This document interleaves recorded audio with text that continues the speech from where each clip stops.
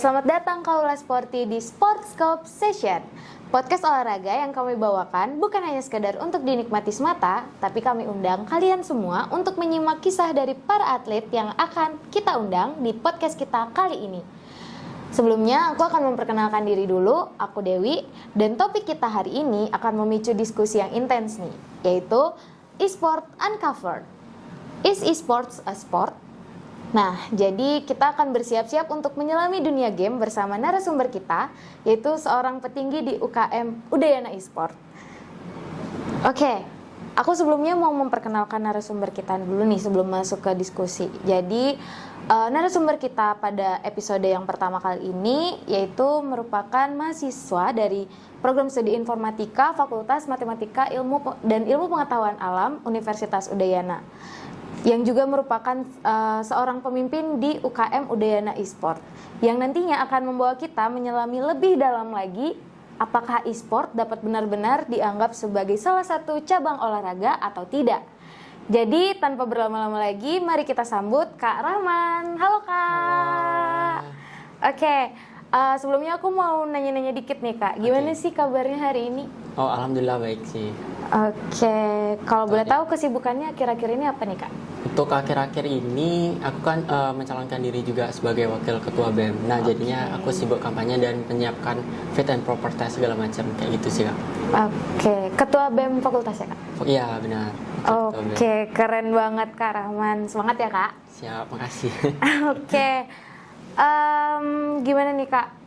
Akhir-akhir ini kalau kesibukan di dunia e-sport lagi ngapain aja sih? Atau lagi sibuk di dunia perkuliahan aja? Oke, mungkin untuk di dunia e-sport sendiri waktu ini kita sempat melaksanakan event PMCC waktu ini, PUBG Mobile Campus Championship, dan kebetulan dipercaya juga sebagai ketua panitia. Waktu ini juga dibantu oleh teman-teman BEM pemerintahan mahasiswa juga, dan waktu ini juga sudah sempat berjalan. Nah, nantinya kita bakal memfollow up lagi terkait lolosnya playoff. Nanti ada 3 perwakilan dari Bali. Yang pertama itu ada PNB, yang kedua dari Udayana, yang ketiga itu ada dari Unmas, seperti itu. Oke, berarti PMCC ini masih berlanjut ya Kak? Masih berlanjut, seperti itu. Nanti bakal ada turnamen lanjutan, nanti bakal mewakili Bali untuk turnamen di Indonesia, seperti itu. Oh, oke. Keren juga ya ternyata PMCC ini. Kemarin juga aku sempat mampir sih ke PMCC, tapi prokernya udah selesai ternyata. Jam berapa tuh ke sana? Sekitar jam 4-an mungkin Kak. Oh iya. Udah selesai. Sisa match terakhir. Iya. Nah Kak, mungkin aku langsung masuk ke pertanyaannya aja kali ya. Boleh. Karena aku yakin banget Kaula Sporty yang lagi dengerin podcast kita ini udah gak sabar nih mengetahui lebih dalam soal Kak Rahman dan juga dunia e-sport. Boleh. Oke, jadi kakak udah siap kan? Siap banget, yuk. Oke, aku langsung ke pertanyaan pertama ya Kak. Kak Rahman, motivasinya apa sih pertama kali terjun ke dunia olahraga, terutama di e-sport? Oke, mungkin untuk motivasi yang pertama itu tentunya udah pasti karena ingin membanggakan orang tua. Terus yang kedua, kita tahu semua lah kalau misalnya di e-sport tuh device segala macamnya itu kan keren gitu kan, karena e-sport sendiri mengikuti zaman. Kayak misalnya kan kita udah kenal juga pro player yang ada mungkin di bidang Mobile Legends maupun PUBG Mobile, itu pun mereka tuh difasilitasi dengan sangat baik. Nah, itu juga menjadi salah satu motivasiku untuk terjun ke bidang olahraga yang terutama e-sport seperti itu sih. Oke. Jadi sebelumnya udah emang ada hobi di e-sport ya Kak? Ya. Kebetulan aku player juga di Mobile Legends, cuman nggak terlalu high banget lah. Oke, kalau boleh tahu main Mobile Legends dari kapan tuh Kak? Dari 3 tahun lalu ya, kalau nggak salah. Udah cukup lama ya? Lumayan lah. Oke, Kak, kita kan sering bertanya-tanya nih, sebenarnya e-sport ini masuk gak sih ke bidang olahraga? Namanya e-sport kan? Sport, Electronic olahraga. sport. Iya. Menurut kakak, e-sport ini termasuk gak sih, bisa dianggap gak sih sebagai cabang olahraga gitu? Oke, kalau misalnya e-sport sangat bisa sih disebut sebagai olahraga, karena dia tuh termasuk ke dalam latihan berkomunikasi juga dan latihan berpikir juga. Di sana kan kita membangun adanya komunikasi. Contohnya PUBG Mobile dan Mobile Legends itu pun mainnya pun bertim seperti itu. Kalau misalnya PUBG Mobile ada yang bagian individu dan juga tim. Kalau misalnya kita berkaca kembali, kalau misal apakah e-sport itu bisa disebut olahraga, dan di sini pun sudah disediakan cabang perlombaannya itu di Piala Presiden, contohnya Mobile Legends dan juga PUBG Mobile kayak gitu. Dan waktu ini aku sempat dengar juga ada perwakilan dari Bali sempat hampir memenangkan Piala Presiden seperti itu. Oke, ternyata e-sport ini udah ada Piala Presiden ya Kak? Ya, udah. Wow, keren banget. Tapi kan kalau kita tahu ya Kak, kalau olahraga itu kriterianya itu salah satunya adalah di fisik gitu. Sedangkan e-sport ini apakah ada permainan fisiknya Kak? Kalau di e-sport? Oke, kok sepengalamanku nggak tentunya kalau misal olahraga tuh kan nggak tentu tentang fisik. Catur contohnya, apakah dia fisik? Enggak kan? Enggak. Ya, balik lagi ke seperti itu. Mungkin dalam segi berpikir itu bisa disebut sebagai olahraga juga. Kan kalau misalnya kita komunikasi juga ada namanya olahraga yang mengenalkan komunikasi, mengenalkan pikiran, itu juga bisa disebut sebagai olahraga. Jadinya kalau misalnya e-sport sendiri mungkin lebih ke arah komunikasi dan juga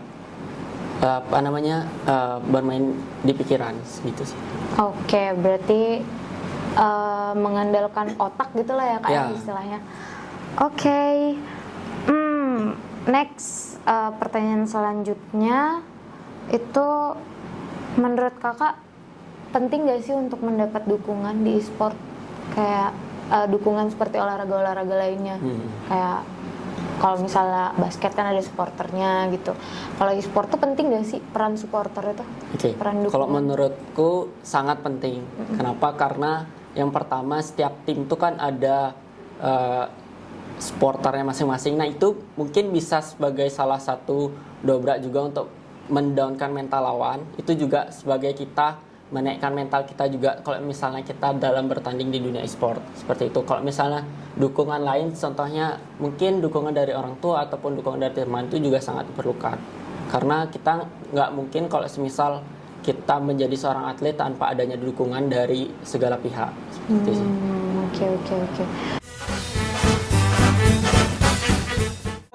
Aku mau nanya lagi nih Kak. Selama kakak menyelami dunia e-sport ini, ada nggak sih tantangan atau hambatan yang kakak rasain selama ada di dunia e-sport? Tantangan apa yang paling besar lah menurut kakak? Mungkin kalau misalnya tantangannya itu soal perizinan sih yang aku rasakan di fakultas juga. Tapi di teman-teman fakultas dan dosen fakultasku pun mendukung sebenarnya adanya e-sport ini. Tapi ada syarat-syarat khusus yang harus dipenuhi. Contohnya juara nasional itu pun, atau juara nasional itu pun sangat susah. Gitu. Jadi itu sebuah tantangan juga buatku gimana caranya kita untuk bisa menyesuaikan antara kuliah dan juga latihan-latihan rutin seperti itu. Itu kan jadi salah satu motivasi dan suatu halangan juga sebenarnya buatku. Tapi itu juga menjadi sebuah motivasi aku gimana caranya bisa e-sport ini bisa diakui lah. Contohnya di fakultas, di universitas juga seperti itu. Oke. Ngomong-ngomong soal e-sport diakui nih Kak. Kira-kira dari kakak ada nggak sih upaya untuk menciptakan persatuan olahraga e-sport gitu, yang serupa kayak olahraga-olahraga lainnya kayak sepak bola itu kan ada persatuannya Kak di Indonesia. Kira-kira upaya apa sih yang bisa kakak saranin gitu untuk membentuk komunitas e-sport Indonesia? Sebelumnya untuk komunitas e-sport sendiri udah ada sih namanya ISI, e-sport Indonesia.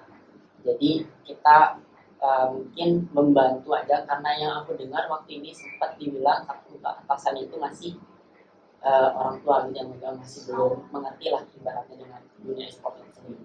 Jadi kita sebagai anak muda juga harus selalu memantau lah gimana perkembangan yang ada di komunitas e-sport itu sendiri gitu. Jadi supaya waktu ini juga saya sempat dengar untuk Mobile Legends itu sendiri ada yang hampir sempat diambil alih gitu. Jadinya ya menurutku ada suatu sistem yang mungkin masih belum dipahami oleh pimpinan mungkin lumayan lanjut usia. Jadi kami sebagai anak muda pun harus melek akan hal ini. bahkan di UDN sendiri pun udah ada ya Kak, Udah ada sih. persatuan mahasiswa-mahasiswa yang punya hobi yang sama di e-sport. UKM UDN e-sport. Bukan udah iya benar sekali. Dengar-dengar katanya pemimpinnya tuh di sana. Kebetulan waktu ini aku sebagai wakil sih, cuman belum disahkan aja karena baru juga dibentuk tahun ini untuk UKM e-sportnya. Yang pertama itu Kak Gilang sebagai ketua, waktu ini sempat koordinasi dengan Kak Fatma selaku ketua BEM, dan udah ada surat izinnya juga oleh rektorat. Jadi karena itu PMCC itu udah sebagai salah satu event juga, dan waktu ini juga langsung dikontak oleh pihak Tencent-nya juga untuk kolaborasi seperti itu sih. Jadi ya ibaratnya masih baru lah. Oke, mungkin karena masih baru tahun ini ya Kak? Ya, Karena masih baru juga, mungkin kakaknya bisa promosiin gitu ke Kaula Sporty. Siapa tahu ada yang belum tahu gitu soal komunitas e-sport ini kan, UKM e-sport. Mungkin bisa menghubungi siapa kalau mau join gitu kan. Oke, untuk teman-teman yang jika ingin bergabung ke UKM e-sport, aku sangat terbuka karena di sana aku perlu bantuan teman-teman juga untuk membesarkan nama UKM e-sport Udayana.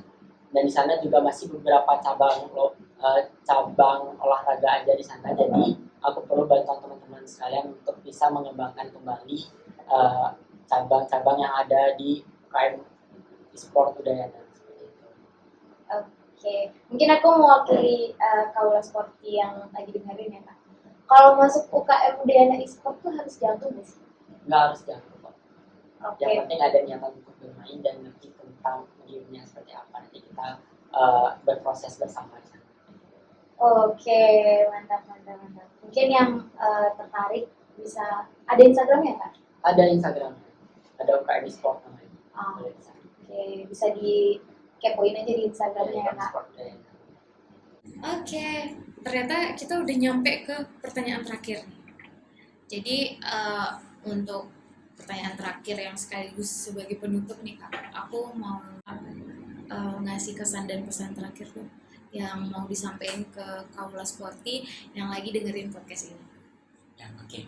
Untuk kesan dan pesannya sendiri untuk teman-teman yang nonton, mungkin teman-teman jika ingin gitu loh bergabung ke dunia e-sport, sangat diperbolehkan. Dunia kerjanya pun sangat bagus, tapi jangan pernah lupa kalian sebagai mahasiswa pun ingat tujuan utama kalian untuk kuliah itu apa.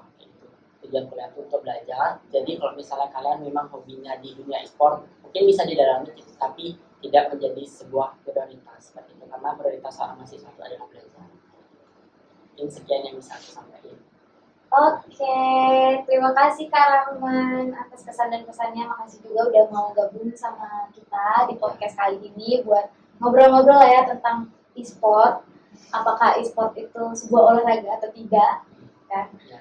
Makasih udah menyempatkan hadir juga berbagi dengan kita di sini.